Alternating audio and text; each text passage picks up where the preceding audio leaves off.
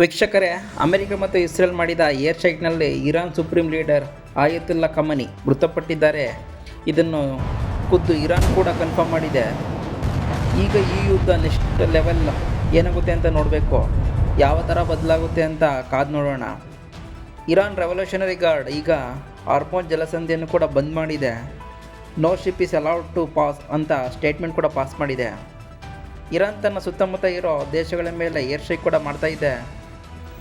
ಈ ಯುದ್ಧ share market ಮೇಲೆ ತುಂಬ ಪರಿಣಾಮ ಬೀರುತ್ತೆ ಅಂತ ಹೇಳ್ತಾ ಇದ್ದಾರೆ.